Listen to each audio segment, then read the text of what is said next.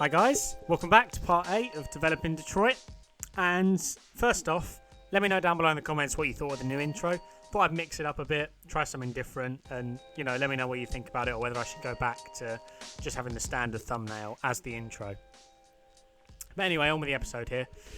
Got the new fullback, Klutz, involved. Hopefully doesn't live up to his name. Hopefully he's actually a good player. I mean, he doesn't look fantastic, and he's the highest rated fullback the Cowboys actually have. So I'm probably going to have to play an out of position player at fullback, like one of the tight ends or something. So someone who has decent run block, someone who can play there pretty well. Or maybe one of the higher rated running backs. Not really sure yet, but also what we're going to do is we're going to upgrade the receiver core. So we've got 3 wide receivers there, as you can see. We got Street, we got AJ Jenkins here, and we've also got Goodley, I think that is. Yeah, it's Goodley. So we're going to upgrade the whole receiver core, and we're going to get Whedon in as well. So we're pretty much getting a lot of offensive upgrades this episode. So hopefully the new receiver core will be able to perform better than the bronzes did, because they did drop a lot of open passes, which was getting annoying, which is why I upgraded them. And hopefully, I mean, the quarterback stats are a little bit better than the bronze. I mean, they're not that much better than Vaughn. And Vaughn, to be honest, played pretty well on the whole. So hopefully Whedon can also play up to that standard. But as you can see, we've got AJ Jenkins here. I'm not sure who to put as my number 1 receiver. It's going to be him or Goodley.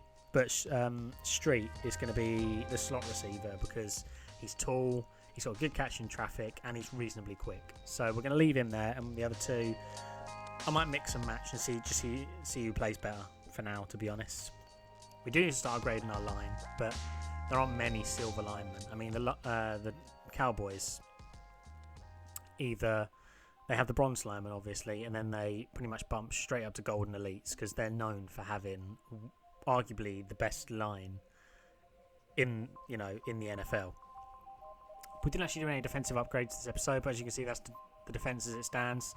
Didn't think we needed to after last episode, because 3 picks in 1 game, that doesn't scream like we need to upgrade the defense to me.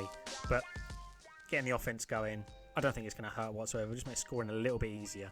We'll jump into the checklist now, and I think in probably about 3 episodes we'll be done with the silvers, so we'll be moving on to some more well-known names in the golds. And I've already picked up a few of the elites now. I managed to pick up Ultimate Legend Dez Bryant just about 5 minutes ago for only 200k. So that leaves me with 400k, and I've already picked up one of the biggest players for the series. So hopefully we'll be able to get a lot more of those big names into the team now that I managed to get him for such a low price. But if you guys have enjoyed the episode up to this point, drop a like on the like button. Let's try and get 15 likes as per usual. Haven't been reaching that target lately, but let's try and get back up to it, because we were reaching it on the old series. Comment down below what you think of the new intro, whether I should keep it or just go back to having something similar like this picture, overlay. And subscribe if you're new. But as per usual, I'll jump into a game now, so I'll see you guys there. So guys, jumping into the first game here, I'm actually going to put highlights from 2 games into today's episode, so I can fit sort of more of the insane highlights, I suppose is the best way to put it. This game was a little bit laggy as well, so I wanted to get 2 games in, because the highlights from this game were really good, but I didn't want just to use 1 highlights from a really laggy game.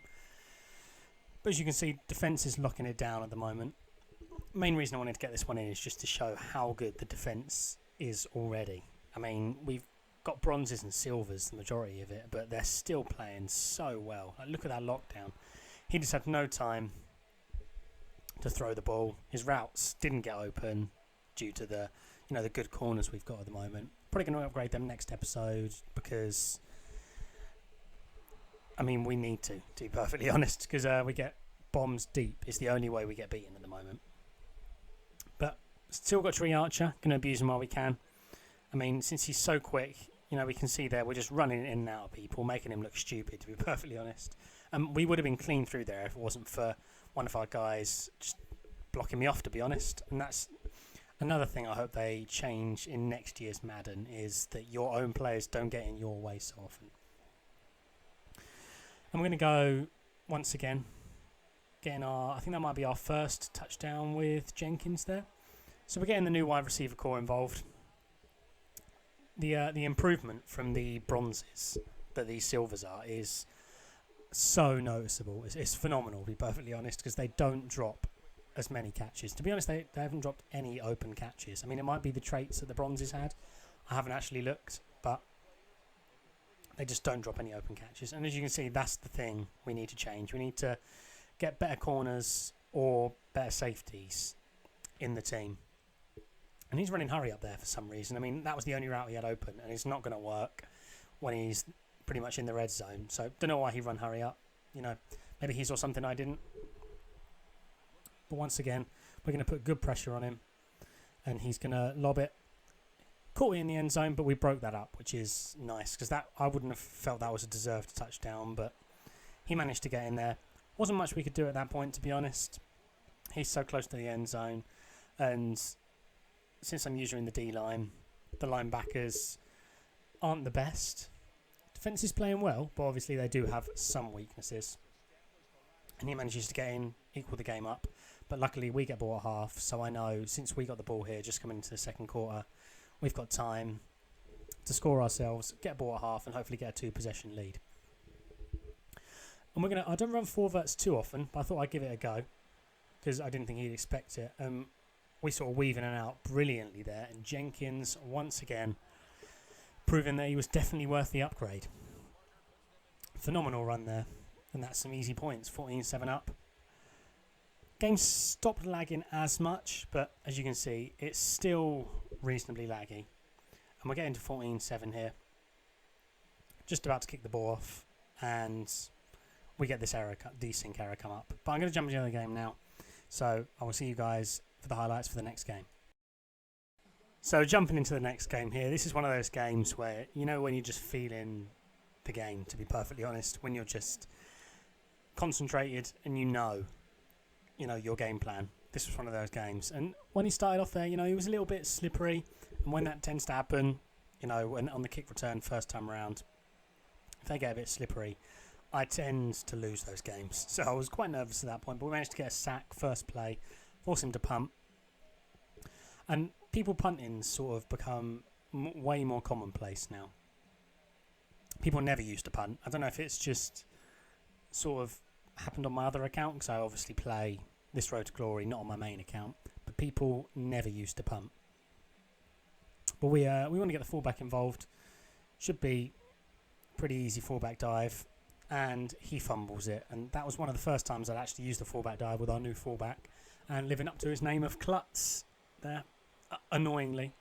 But luckily he was making some awful reads, had to punt again, so we get 4th and 17. Annoyingly, that's a really good punt, that one.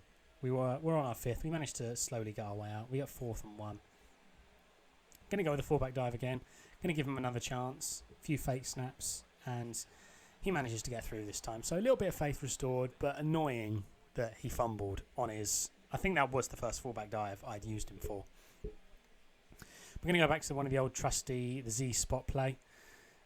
Don't really know how we got away there, but Swain, tight ends, bronze tight end, performing so well, and he's got about 86 speed. So for a tight end, especially a bronze one, he's really fast. So I'll take the lead there, 7-0 up, and I think that play made my opponent here totally lose his head.